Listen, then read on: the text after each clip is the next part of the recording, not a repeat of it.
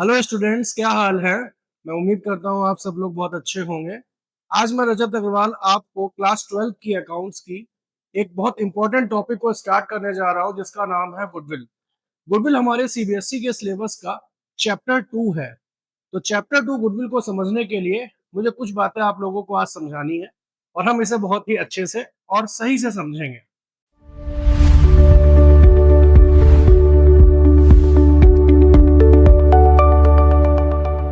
हमारा जो टॉपिक है वो है गुडविल।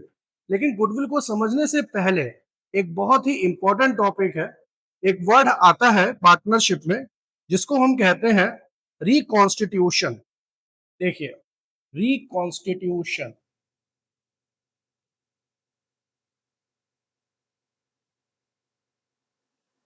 रिकॉन्स्टिट्यूशन क्या मतलब है रिकॉन्स्टिट्यूशन का?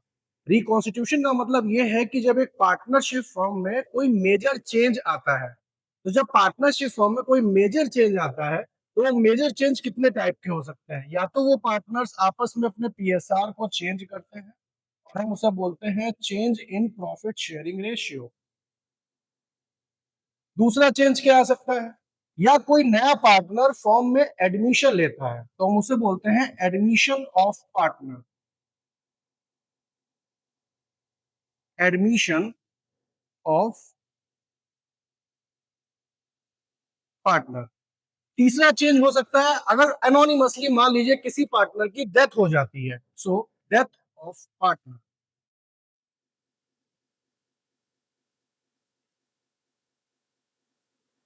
या कोई पार्टनर फॉर्म से अपनी विल के अकॉर्डिंग रिटायरमेंट ले रहा है तो हम उसे बोलेंगे retirement of partner.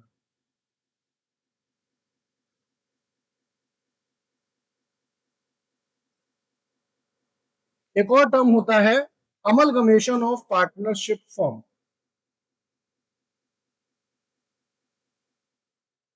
Amalgamation of partnership form. जब दो पार्टनरशिप फॉर्म आपस में मिलके काम करें, जैसे सपोज ए और बी दो फॉर्म है, उन्होंने मिलके एक फॉर्म बना ली सी और वो मिलके आपस में काम कर रहे हैं। तो रिकॉन्स्टिट्यूशन का मतलब बच्चों ये होता है कि जब पार्टनरशिप फॉर्म में कोई मेजर चेंज आए।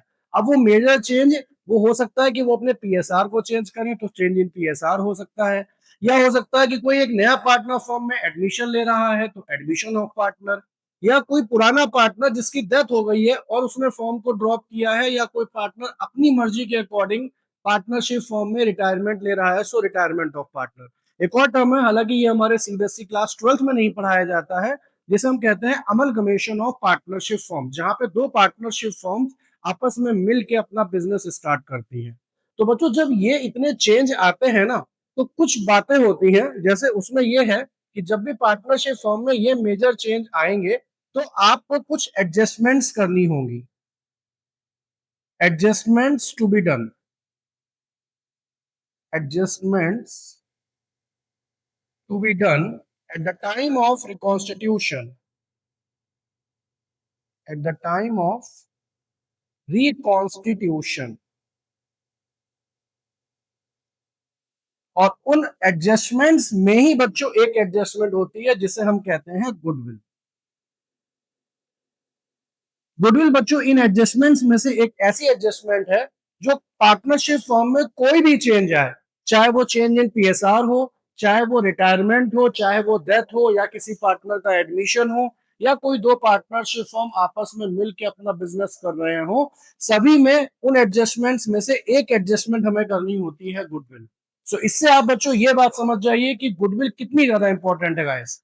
गुडविल आपको सिर्फ एक चैप्टर में नहीं मिलेगी, गुडविल आपको एक दो तीन चार और पांच टॉपिक्स में मिल सकती है। आप अभी जो सेकंड चैप्टर पार्टनरशिप फॉर्म में गुडविल पढ़ोगे, इसके बाद आप चेंज इन पीएसआर का चैप्टर पढ़ोगे, वहां भी गुडविल का ट्रीटमेंट आपको मिलेगा। फिर आप एडमिशन का चैप्टर पढ़ोगे, वहां भी गुडविल का ट्रीटमेंट आपको मिलेगा, रिटायरमेंट में भी मिलेगा, डेथ में भी मिलेगा। सो गुडविल एक बहुत ही क्रूशियल टॉपिक है। तो इसके लिए सबसे पहले हम समझते हैं कि गुडविल आखिर होती क्या है। तो देखिए बच्चों, गुडविल का सिंपल सा एक मीनिंग ये है, आप समझते हैं इस तरीके से कि गुडविल बच्चों एक इंटेंजिबल एसेट्स होती है। गुडविल का मतलब क्या है कि इंटेंजिबल एसेट्स कैसे हो। अगर मैं गुडविल की बात करूं तो गुडविल एक इंटेंजिबल फिक्स एसेट्स है, इंटेंजिबल फिक्स्ड एसेट्स है। इंटेंजिबल फिक्स एसेट्स का फीचर क्या होता है? इंटेंजिबल फिक्स एसेट्स का फीचर ये है कि वो आपको सीन नहीं कर सकते, हम उसे can not be touched, can not be touched, पहले तो हम इसे देख नहीं सकते। दूसरा, do not have any physical appearance, goodwill का कोई भी बच्चों फिजिकल अपीयरेंस नहीं होता है। फिजिकल अपीयरेंस का मतलब क्या है कि उसका कोई फिजिकल शेप नहीं है, उसकी प्रेजेंस को बस हम सीन कर सकते हैं, सोच सकते हैं, ठीक है ना, ऑब्जर्व कर सकते हैं और ये मान सकते हैं कि गुडविल एक प्रेजेंस है।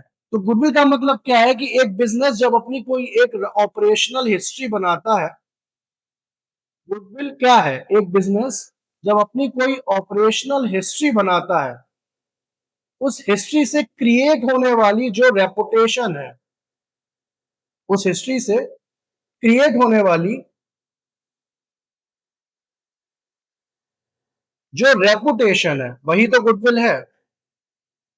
एक बिजनेसमैन बिजनेस करता रहता है, अपनी एक ऑपरेशनल हिस्ट्री बनाता है, बहुत सारे बिजनेस के रिलेटेड यूजर्स से मिलता है। वो यूजर्स दो टाइप के होते हैं, हम सभी को पता है, एक होता है इंटरनल यूजर्स, एक होते हैं एक्सटर्नल यूजर्स। तो इंटरनल और एक्सटर्नल यूजर्स से वो बहुत सारे बिजनेस ट्रांजेक्शन्स करता है, और उन बहुत सारे बिजनेस ट्रांजेक्शन्स को करने के बाद उसकी मार्केट में एक वैल्यू बनती है। वो वैल्यू, वो वैल्यू, वो रेपुटेशन ही हमारी क्या है, गुडविल है। तो गुडविल को हम अगर समझे, तो गुडविल को हम कैसे समझेंगे बच्चों? It is an intangible assets can not be seen और टच। गुडविल जिसको हम अपनी आंखों से देख नहीं सकते, गुडविल जिसको हम अपनी आंखों से, अपने हाथों से टच नहीं कर सकते हैं, represents reputation, trust and brand values of the firm या फिर ऑफ द बिजनेस। ये गुडविल हमारे बिजनेस की रेपुटेशन को, ब्रांड वैल्यू को शो करता है। Enables a firm to earn profit above normal. एक प्रॉफिट होता है नॉर्मल, और जब गुडविल होती है तो गुडविल एक नॉर्मल प्रॉफिट से इनहेंसमेंट करके और हमारे प्रॉफिट को बढ़ाने में हमारी हेल्प करता है। Attached to the business not a specific person. Goodwill बच्चों कभी भी किसी एक पर्टिकुलर पर्सन की नहीं होती है। अगर आप पार्टनरशिप फॉर्म का बिजनेस को कर रहे हैं, तो पार्टनरशिप फॉर्म में जितने भी पार्टनर्स हैं, उनकी इंक्लूसिव फॉर्म में गुडविल फॉर्म को रिप्रेजेंट करेगी। And last, build over time through quality service and loyalty. और गुडविल को सिर्फ बनाना ही बच्चों, मेंटेन रखना भी जरूरी है, बनाना ही काफी नहीं है। आपकी जो गुडविल है उसका, उस रेपुटेशन को आगे मेंटेन रखने के लिए फर्म को या बिजनेस को अपनी सर्विसेज को लगातार डेवलप करने की, इंप्रूव करने की नीड होती है। सो गुडविल आपको ऐसे समझ में आनी चाहिए कि गुडविल को अगर मैं दो लाइन में डिफाइन करूं, तो goodwill is the present value of firms anticipated excess earning over and above the normal level of earning of a similar firm in the same industry। Goodwill क्या है कि सिमिलर इंडस्ट्री का काम करने वाले लोगों के बीच में एक फर्म की जो अपनी रेपुटेशन क्रिएट होती है, उसको हम गुडविल कहते हैं। इसके आगे बच्चों हम बात करते हैं कि गुडविल के अपने कुछ टाइप्स भी होते हैं। गुडविल कितने टाइप की हो सकती है, इसे हम देखते हैं जरा। तो नेक्स्ट हमारा जो पॉइंट है वो है टाइप्स ऑफ गुडविल। गाइस ये बहुत ध्यान से समझिएगा, बिकॉज टाइप्स ऑफ गुडविल पे ही डिपेंड करेगा कि आप गुडविल फ्यूचर में जाके कैसे अकाउंटिंग फॉर्म में उसे डील कर रहे हैं। तो टाइप्स ऑफ गुडविल की अगर मैं बात करूं, तो गुडविल दो टाइप की हो सकती है। एक तो होती है हमारी परचेज गुडविल, परचेज गुडविल, और दूसरी होती है हमारी सेल्फ जनरेटेड गुडविल,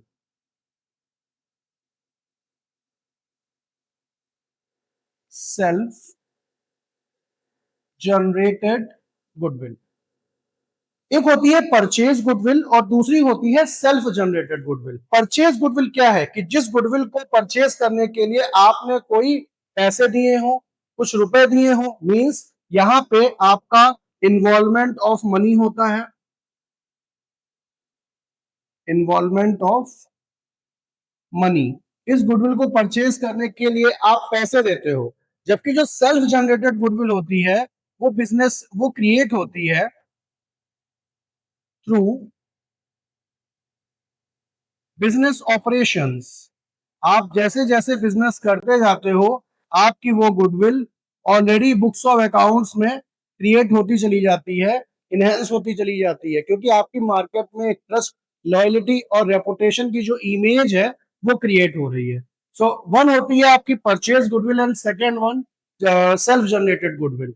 सबसे पहले बात करते हैं परचेज गुडविल। परचेज गुडविल जिसमें मनी इन्वॉल्व होता है, इसका मतलब अगर बच्चों इसमें मनी इन्वॉल्व हो गया, it means should be recorded in the books of accounts, should be recorded in the books of account।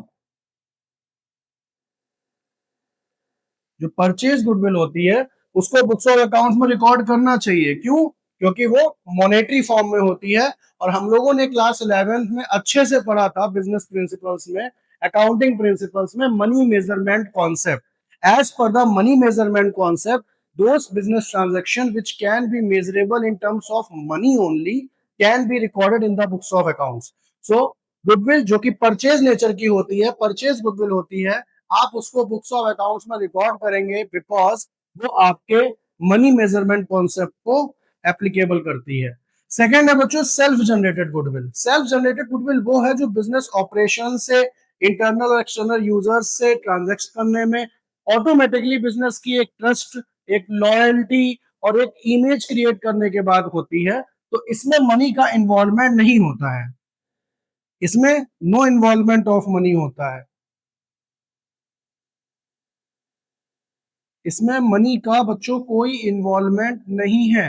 और बिकॉज ऑफ इसमें मनी का कोई इन्वॉल्वमेंट नहीं है तो आप इसे बुक्स ऑफ अकाउंट्स में रिकॉर्ड ही नहीं कर सकते हो।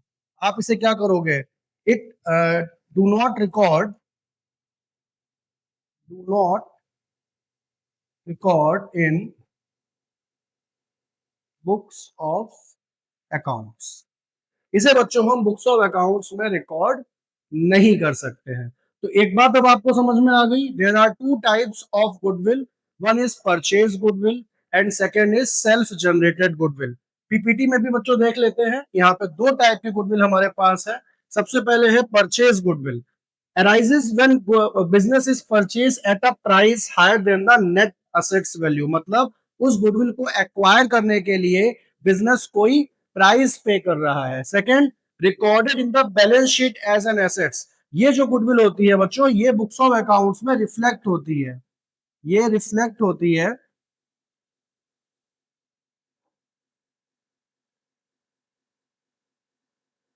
Reflects in balance sheet of firm, क्योंकि इसको हम रिकॉर्ड कर सकते हैं। ये बिजनेस की बैलेंस शीट में रिफ्लेक्ट होती है। So also known as acquired goodwill recognized under accounting standards. अच्छा, अकाउंटिंग स्टैंडर्ड से बच्चों एक बात याद आई कि यहाँ पे ये जो गुडविल के लिए जो कुछ भी बात हम कर रहे हैं ना, ये आखिर लिखा कहाँ है? ये सारी बातें बच्चों लिखी हुई है अकाउंटिंग स्टैंडर्ड 26 में। बिकॉज अकाउंटिंग स्टैंडर्ड 26 हमारा होता है इंटेंजिबल फिक्स एसेट्स का, इंटेंजिबल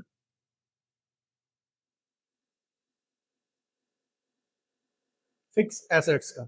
जो हमारा अकाउंटिंग स्टैंडर्ड 26 है वो हमें कंप्लीट इंफॉर्मेशन देता है कि जितनी भी इंटेंजिबल फिक्स एसेट्स हैं हम उसको बुक्स ऑफ अकाउंट्स में कैसे रिकॉर्ड करेंगे। And as we know goodwill is also an intangible fix assets, तो गुडविल को रिकॉर्ड करने के सारे रूल्स और रेगुलेशंस हमारे अकाउंटिंग स्टैंडर्ड 26 में दिए हुए हैं। दूसरी होती है बच्चों self generated goodwill. Self generated goodwill क्या होती है? जो इंटरनली बिल्ट होती है through the years of operations and reputations. जैसा कि मैंने आपको बताया कि बिजनेस ऑपरेशन से वो जैसे जैसे हम अपना बिजनेस आगे बढ़ाएंगे हमारी गुडविल रेज होती चली जाएगी। Not recorded in the balance sheet, इसको बुक्स ऑफ अकाउंट्स में रिकॉर्ड नहीं किया जा सकता है, इसे इनहेरेंट गुडविल भी कहते हैं। And valued at time of admission and retirement. कोई भी चेंज इन पीएसआर हो, यहाँ पे तो सिर्फ एडमिशन और रिटायरमेंट लिखा है। हमने अभी बच्चों बात करी थी कि हम इसको किसी भी फॉर्म में रिकॉर्ड कर सकते हैं, मतलब हम इसे चेंजिंग पीएसआर में भी वैल्यू करेंगे, एडमिशन ऑफ में भी वैल्यू करेंगे, डेथ में भी करेंगे, रिटायरमेंट में भी करेंगे, अमलगमेशन में भी करेंगे। तो मतलब हमें इसे हर फेज पे वैल्यू करना होगा। तो वैल्यूएशन ऑफ गुडविल किसका होगा? सेल्फ जनरेटेड गुडविल का होगा।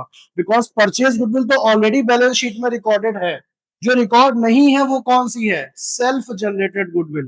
तो ये क्या है, इसकी जो डिमांड होती है इसका ही वैल्यूएशन होता है, इसी का वैल्यूएशन हमें करना पड़ता है और हमारा टॉपिक बन जाता है आने वाला टॉपिक, जिसे हम कहते हैं वैल्यूएशन ऑफ गुडविल। यही हमारा चैप्टर नंबर 2 है, जिसका नाम है वैल्यूएशन ऑफ गुडविल। तो एक बात बच्चों अब आपको समझ में आ जानी चाहिए कि valuation of goodwill always be accounted in forms of self generated goodwill.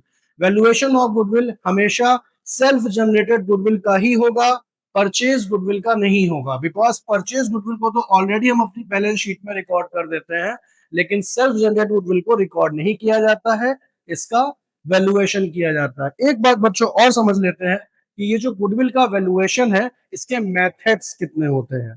तो देखिए अब नेक्स्ट पॉइंट है हमारा methods of valuation of goodwill. Methods of valuation of goodwill. There are three methods of valuation. Number one, average profit method. Average profit method. Number two, weighted average नहीं, वो तो आप valuation में ले सकते हो, super profit method, super profit method, and number three, capitalization method. Capitalization method. So there are three types of methods which can be used for the purpose of valuation of goodwill. जिसमें सबसे पहला है बच्चों average profit method. Average profit method के further two kinds होते हैं, एक होता है हमारा सिंपल एवरेज और दूसरा होता है बच्चों weighted average. Weighted average. Super profit का कोई फर्दर क्लासिफिकेशन नहीं है। एंड नेक्स्ट है हमारा कैपिटलाइजेशन मेथड, इसमें भी दो टाइप होते हैं, capitalization of average profit, capitalization of average profit, and second capitalization of